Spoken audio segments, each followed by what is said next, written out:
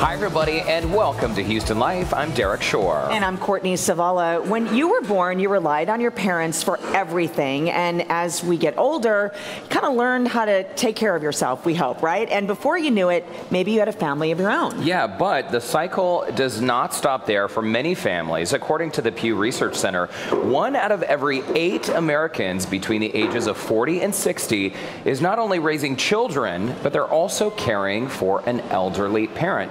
Perhaps many of you out there are in the same situation. It's called the sandwich generation. And this is what continues our relationship week. Therapist Angela Soper is here with advice on how to handle your new role as caretaker and how to work through it with your parents, siblings, and family members. This is a long conversation. Thanks so much for being here. Thanks for having me. And let's talk about the sandwich generation. So that is what we've said. If we have our own kids and now we also have our aging parents, correct. That's basically where this conversation should start. Right, that's correct. So some of the people have small children at home and they're taking care of older parents. And there are also, there's a new generation of parents who have adult children living with them and they're also taking care of their aging parents. Adult children living with them. Yes. So this is something, Angela, that I'm assuming, don't let me assume too much, but do people prepare for this kind of thing, or is this just a role that suddenly they wake up and realize they're in? Yeah, that's a great question. I don't think people prepare for it because life happens. Right. And then usually what happens is there's a crisis that forces us to think about what's the next step when it comes to taking care of our parents, whether they're aging, they're sick, there's some kind of a medical crisis. So my experience is that people are kind of waking up and, wow, we have to do something now. And when that wake-up call happens, whether you're planning for it or it's happening, how do you navigate that new role or potential new role? Right. So I think the first thing I would encourage people to do is talk to their parents' physicians. Well, no, let me back up for a second. What I'd want people to do is talk to their parents about why they want to be able to talk to their physicians. They're HIPAA laws. And so you can't call up your mom or dad's doctor and say, these are the concerns I have about mom and dad. And so talking to your parents about why you want to be able to have a conversation with them, signing that release and being able to meet with the doctor with your parents would be a good first step to start talking about what happens when X, Y, or Z. And sorry to interrupt. No, go ahead. I think we're about to ask the same question. Maybe. Okay, but some parents or grandparents may not take too kindly to this conversation. I mean, what if you have a parent who's really secretive about their finances or even medical issues they're having? How can you have that conversation if they are a little stubborn? Yeah, so the first thing I encourage everybody, and I do this with couples when I see them, is ask for a good time to talk. I think a lot of times what we do is we just walk up to somebody and say, we have to have this very difficult conversation, and they're not ready for it. So the first thing I would say is I would talk to your parents about, I want to talk to you about something important that impacts all of us. Is there a good time for us to have this conversation? So don't do it at late at night. Don't do it when you're sick and they have a headache or don't bring it up over dinner. Don't bring it up over dinner. Set aside time for a planned conversation. That's great advice. And my question is that, is it really like looking at an age on paper? Okay, my mom is this age and I need to have this conversation. Or is it, I guess, when's the best time to have that conversation? You want to have it before something medically happens or you're noticing maybe a decline in health. Right. If you're trying to prepare for it, I mean, is it just sort of that age on paper? No, that's also a good question.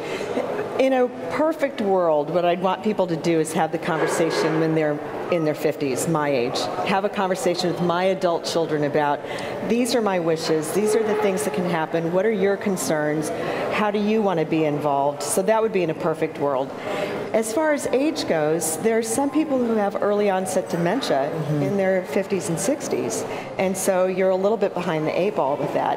And then there are other people in their 80s and 90s who can live independently and it's never an issue.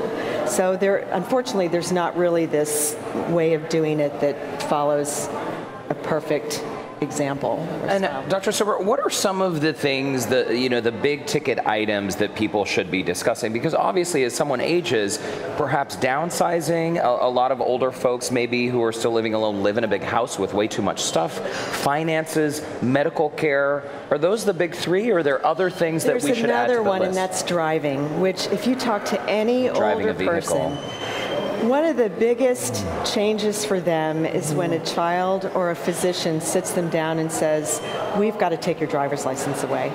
Think about the freedom that we're asking them to give up by saying, I need to take away your car keys. So yeah, I think those are the big four. And then finances, for a lot of people in their 80s, talking about money is taboo. Oh, yeah. So we're asking them to open up their wallet. Let's look at your finances. They come from a generation where people just don't talk about money, right? That's right. Silence. Yeah. Now, let's talk about as far as us. We've talked about having that conversation with our parents, but there's also sort of that look inside of ourselves when our parents are aging to really, you know, look deep at this process of what's ahead of us in the future. Yes.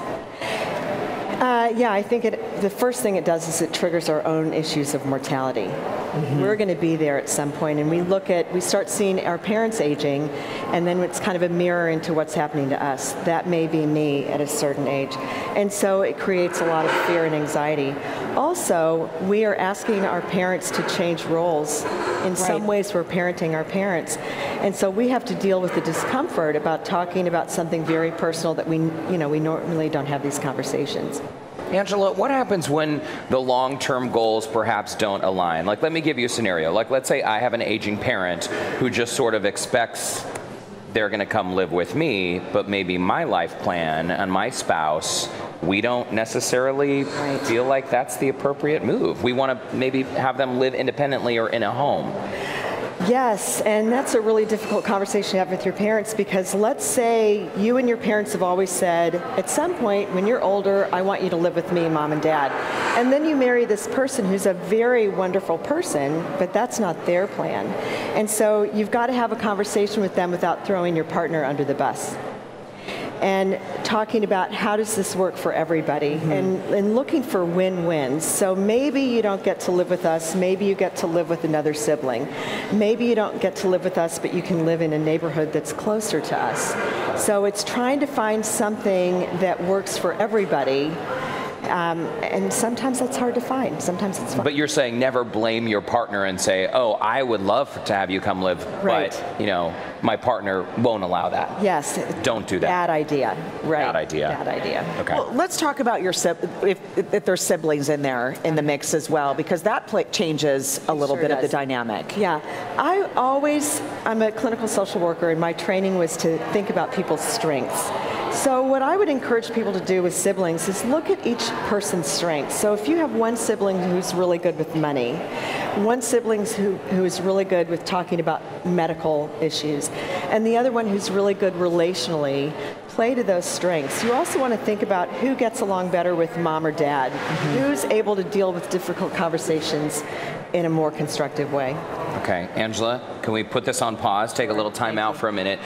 You're going to stay with us, and still to come, we're